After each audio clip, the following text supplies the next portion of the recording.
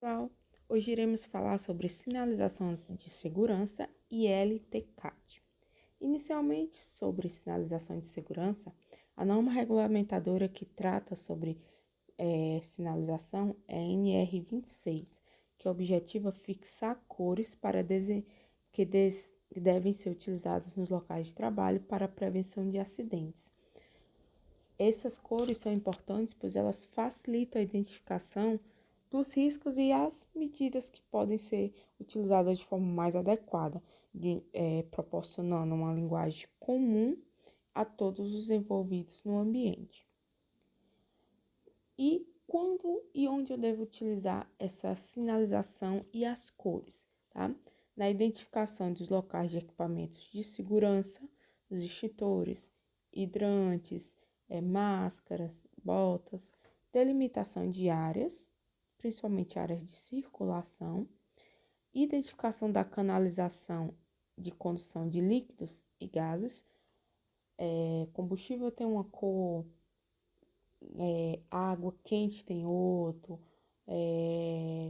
vapor d'água tem outra coloração, para advertir contra possíveis riscos. As várias cores podem ser utilizadas, desde o branco, azul, até marrom, púrpura, cinza, alumínio, vermelho, laranja, amarelo, verde, lilás e assim vai. Lembrando que o uso de cores, eles não dispensam o emprego de outras formas de prevenção que nós já estudamos. Aqui é apenas um recurso a mais para facilitar rapidamente a identificação de um risco ou de uma medida preventiva que tem que ser utilizada.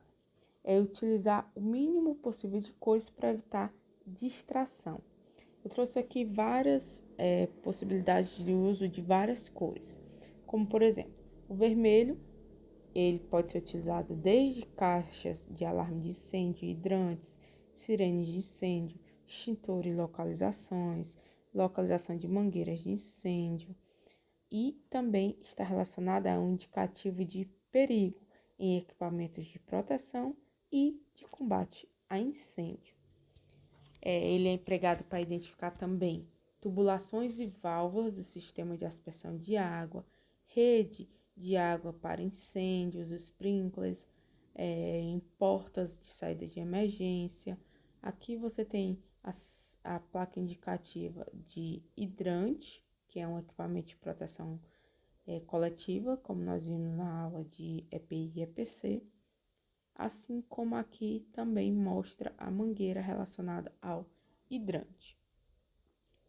O amarelo, ele é indicativo de cuidado, utilizado principalmente para gases não liquefeitos, também é utilizado em partes baixas de escadas portáteis, corrimões para peitos, pisos e partes inferiores de escadas, faixa no piso de entrada de elevadores e plataformas, entre outros. Utilizado em listas verticais inclinadas e quadrados pretos utilizados sobre o amarelo, indicando necessidade de melhoria de visibilidade, em pilares, em fundos de letreiro de avisos de advertência, vigas colocadas na altura baixa, entre outros. Aqui, alguns tipos de sinalizações que utilizam a coloração amarela. Lembrando, indicativo de cuidado. O branco ele pode ser utilizado para zonas de segurança, pode ser utilizado para localização de bebedouros, coletores de resíduos, passarelas e corredores de circulação por meio de faixas, entre outros. O preto ele é utilizado na canalização de substâncias inflamáveis de alta viscosidade, como o óleo lubrificante, o asfalto, o piche, entre outros, e pode substituir ou ser utilizado combinado com branco, se necessário, para o destaque. O azul ele já é indicativo de cuidado em relação aos avisos e é limitado a avisos contra o uso e movimentação de equipamentos em manutenção, tá? Então, se o equipamento está em manutenção, o aviso que vai ser utilizado, ele é de coloração azul. E também pode ser utilizado nas canalizações de ar comprimido e avisos colocados no ponto de arranque ou fontes de potência para equipamentos. O verde já está relacionado a indicadores de sinalização de segurança, assim como em canalizações para água, localização de EPIs, caixas contendo EPI, macas, chuveiros de segurança, fontes lavadoras de óleos de segurança, caixas contendo máscara para gases e outros. O laranja é indicativo de atenção e é utilizado na canalização de ácidos, de botões de arranque de segurança, em faixas internas de caixas protetoras de dispositivos elétricos, partes móveis de máquinas e equipamentos, entre outros.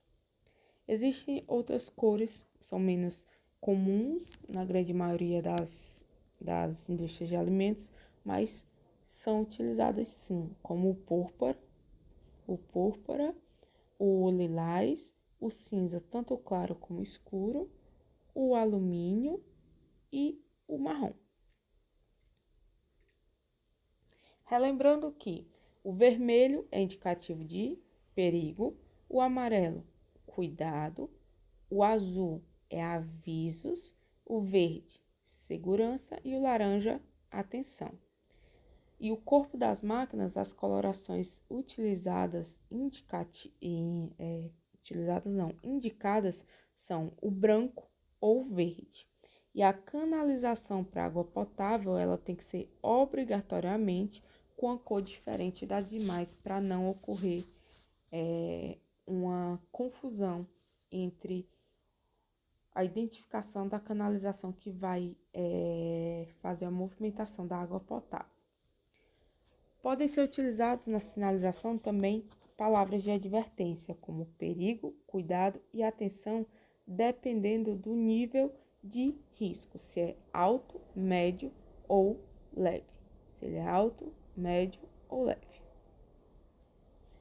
Aqui alguns exemplos também de formato dessas placas de indicação. Nós temos as de interdição, que elas são redondas e com uma faixa na diagonal, indicando a proibição, de alerta, que são no formato triangular. Nós temos as de obrigação de uso do EPI Face Shield, por exemplo. Temos as de segurança, geralmente elas são retangulares. E temos as de prevenção de incêndio, como essa primeira indicativa de um hidrante de coloração vermelha e com H indicativo de hidrante. E essa aqui, nessa segunda, vermelha também, indicativa de extintor e o tipo de extintor de CO2. Aqui algumas referências utilizadas nessa aula de sinalização. Bom, em relação ao LTCAT, o que é o LTCAT? O LTCAT é o laudo técnico das condições ambientais do trabalho. O LTCAT ele é um laudo elaborado com o intuito de documentar os agentes nocivos existentes no ambiente de trabalho e concluir sobre a provável geração de insalubridade, aquele adicional que é dado na remuneração do trabalhador, para os trabalhadores que eventualmente estejam expostos a um determinado agente nocivo. Que agentes são esses? São os agentes físicos, químicos ou microbiológicos que estejam possíveis no ambiente. O LTCAT, esse laudo, ele vai reconhecer e avaliar quantitativa e qualitativamente, ou seja, ele vai identificar qual risco e em que proporção esse risco está, certo? Se ele está acima do que está definido, por exemplo, nos anexos da NR15, que trata de limites de temperatura, limites de vibração, de ruído. Então, se estiver acima do que do permitido causando um possível dano à saúde do trabalhador, ele vai entrar aqui no LTCAT para ser avaliado. O LTCAT é o mesmo realizado para os fins do PPRA, que é o Programa de Prevenção de Riscos Ambientais que nós vimos, que vai gerar o mapa de risco. Dependendo da finalidade, ou seja, para atender às normas previdenciárias, sofre algumas modificações ou adequações relacionadas à metodologia de avaliação. O LTCAT ele pode ser assinado somente pelo engenheiro de segurança do trabalho ou seja, os dois ou apenas um deles, ou o engenheiro e o de segurança e o médico, ou apenas o engenheiro ou apenas o médico. Como é feito mais ou menos o processo de elaboração desse laudo, tá? O laudo, vou só dar um exemplo aqui. Você trabalha em um laboratório de análise de alimentos. Esse laboratório vai ser avaliado os riscos. Tem risco químico, físico, biológico, ergonômico. Qual desses riscos vão existir?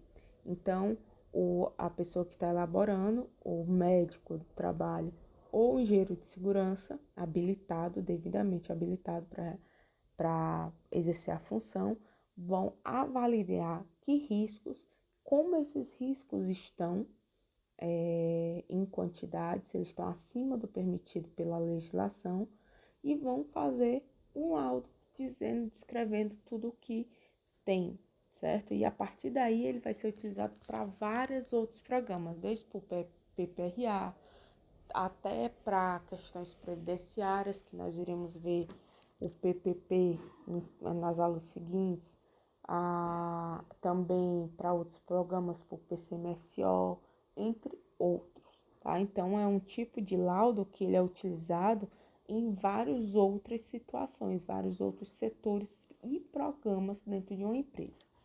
Bom, para desenvolver aqui tem uma sequência de etapas para o desenvolvimento de um básico de um LTCAT. Primeiro é feito a identificação, ou seja, feitos os dados cadastrais, identificação do local de trabalho, analisar elementos como divisão do setor, a seção, número de trabalhadores, depois realizado a descrição do ambiente de trabalho, vai analisar o arranjo físico, a metragem da área física, as condições de higiene, ventilação, iluminação, tipo de construção, cobertura, parede, janelas, pisos, entre outros. Depois é analisado a quantitativa e qualitativamente, ou seja, quais riscos e em que proporção esses riscos estão presentes. Descrever também a função do trabalhador, as etapas do processo do trabalho desse trabalhador, possíveis riscos operacionais, o tempo de exposição que o trabalhador está sobre aquele risco, os EPIs e EPCs que são utilizados conforme as normas regulamentadoras exigem, os treinamentos necessários e ações preventivas existentes no setor. Depois é gerado a proposta técnica, que ela vai constar de propostas para eliminação dessa insalubridade através da utilização de medidas de proteção ambiental. Além disso, as condições ambientais do trabalho devem constar no LTCAT informações sobre a existência tanto de tecnologia de proteção coletiva e individual, que diminua essa intensidade no agente agressivo a limites tolerados pela legislação e recomendação sobre a adoção pela empresa respectiva das normas regulamentadoras. Bom, aqui a fonte que foi utilizada para obter essas informações, a fonte principal. Bom, resolva os exercícios, mande suas dúvidas, até a próxima aula.